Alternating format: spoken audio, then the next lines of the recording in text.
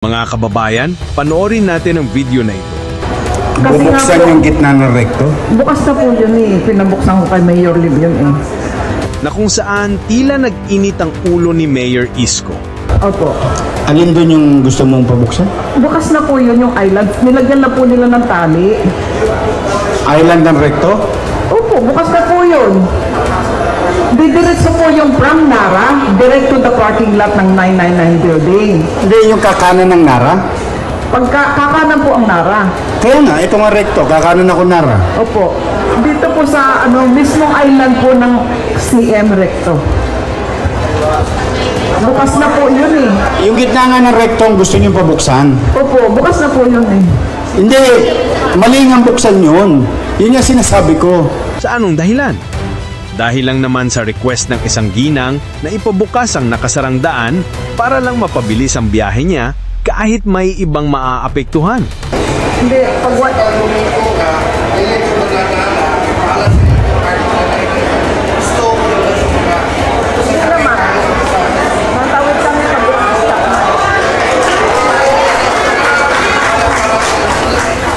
It will be more dangerous, I swear.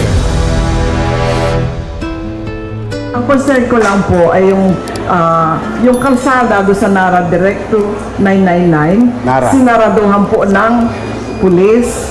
Huh? So my problem is I need to drive all the way up to the dulo and then U-turn na nakakadagdag pa rin po ako ng traffic dahil nga pinaikot ng todo ako nung sa dulo. Sinarahan nila yung kalsada na yun ay ako rin ang naghiling ng buksan para diretso kaming makadiretso sa 999 po ako eh. So, Sinara yung Nara? Sinara po yung straight Nara going to 999 building. Kasi pinasarado po ng pulis. Kasi ang naging problema po kasi Roman ba? Roman? Nara yun eh. Tatawid po yung ng recto. Yung island? Opo.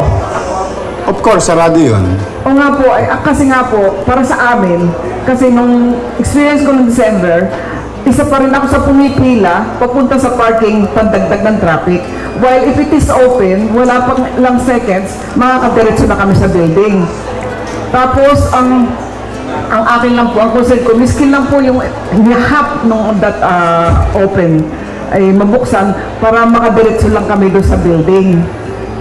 Kasi bubuksan yung gitna ng rekto? Bukas na po yun eh. Pinabuksan ko kay Mayor Liv yun eh. Access po natin yun sa building. Kaya lang po pinasarado ng pulis yun. Nagkukos ng traffic noong una because nag-u-turn doon yung mga 8-trike at nagpaparking at doon nag-iipon sila ng pang-ipon ng pasahero. Kaya nga po nagkaka-traffic. Ito rekto? Opo. Ito Abad Santos? Ito rekto? Opo. Papunta tayong dagat? Facing dagat? Opo. Nara na sa kanan? Opo. Alin doon yung gusto mong pabuksan? Bukas na po yun yung island. Nilagyan na po nila ng tali. Island ng rekto? Opo, bukas na po yun. Didiretso po yung from Nara, direct to the parking lot ng 999 building. Hindi, yung kakanan ng Nara? Kakanan po ang Nara. Kaya nga, ito nga rekto, kakanan ako Nara. Opo. Dito po sa mismong island po ng CM Recto. Bukas na po yun eh. Yung gitna nga ng rekto ang gusto nyo pabuksan? Opo, bukas na po yun eh. Hindi, mali nga buksan yun. Yun yung sinasabi ko. Because, kakatapos lang ng stoplight, another corner, stoplight na naman. Ang gagawin doon, pag nakatalikod ako, magka-cutting trip yung jeep. Kaya nga po, kung pwede lang po, exclusive na lang yung isang bukas lang ng kalahati, papunta lang doon sa parking, it will take let's say, 5 seconds crossing. Kaya lang, iikot pa po hanggang doon sa dulong-dulo. Pag-aralan ko yan, ha? Pero, to be fair with you, it's supposed to be a major road. It should be an interrupted road. So that yung mga pasahero hindi madaya ng driver na dapat ang ikot nila hanggang Asuncion. Correct. Oh. O, agree po ako doon, pero kung pwede lang po lagyan lang ng sign na this direct lang papunta sa ay sa 999. Ang laki po kasi ng hassle yung pupunta kami sa dulo. Alam mo, naintindihan kita, Nay. Sa totoo lang. Sino naniniwala sa sign? Ha? Sino naniniwala sa sign? Kami po driver. Naku, Diyos ko, sinabi mo pa. Sino sabi nun? It will be more dangerous for foot traffic. It will be more dangerous. I swear. There is a reason. Anyway, pag-aaralan ko. I will have a technical person study that. Kasi kung baka maka-aksidente. Hindi po, ang nakaproblema po namin sa amin doon, yung mga 8 right nag-u-turn. Dapat po yung mga 8 right hindi kasali doon. Sige, pag-aaralan ko. Ang putsi lang po. Pag-aaralan ko po. Ang layo po kasi nung dulo. Alam mo, Nay, maswerte nga kayo, may kotse kayo eh.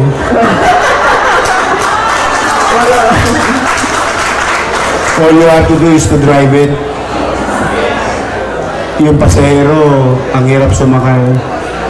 I'm not trying to give weight that your problem is bigger or lesser from the other. This is balancing of safety and ease against a few who are having hard time to go around. Turn left to ano yung kalye ni Edward Tan? Like, sa... May Halige. Oh, may Halige. Going back to Nara. Going back to... medyo... Sige, pag-aralan ko. Pag-aralan ko, ha? Tingin na lang po kasi dati naman po walang problema eh. Nagkakaproblema ko kasi nung ginawang parking lot ng 8 right. Hindi, pag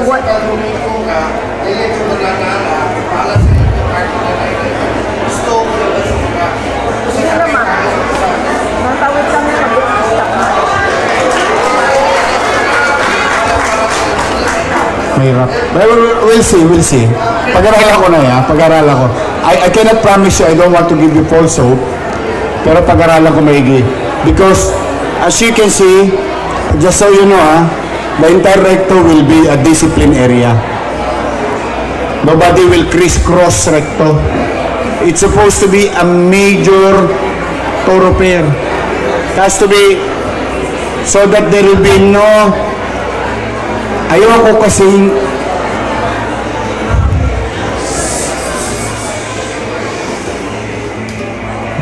kasing mabuntis yung Abad Santos recto.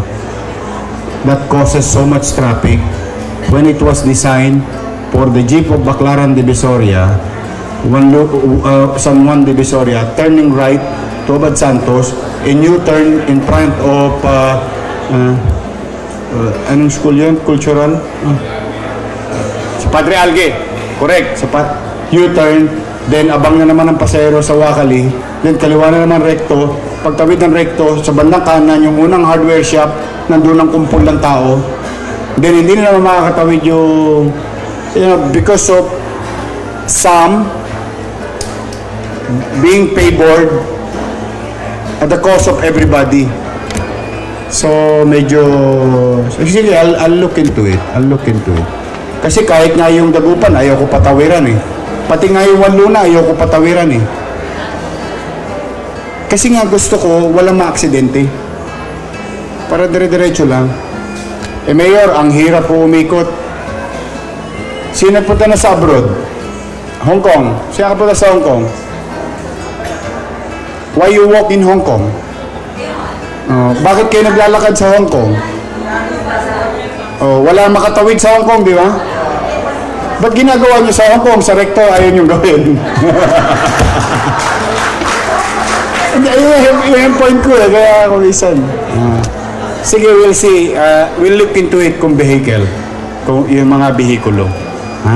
Pag-aralan namin na yan. Okay? So, yes, last.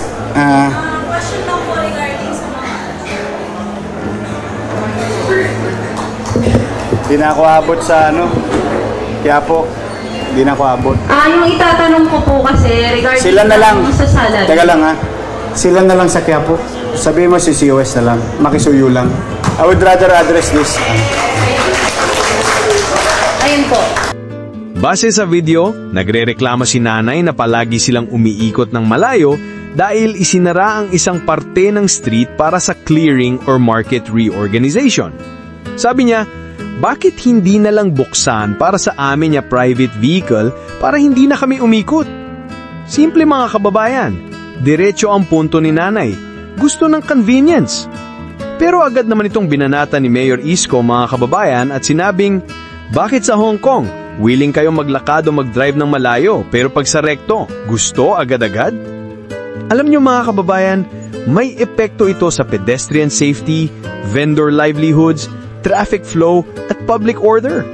Hindi pwedeng basta-basta na lang itong ibukas dahil baka mas malaki ang problema na kaharapin ng lungsod kaysa sa solusyon na maibigay nito.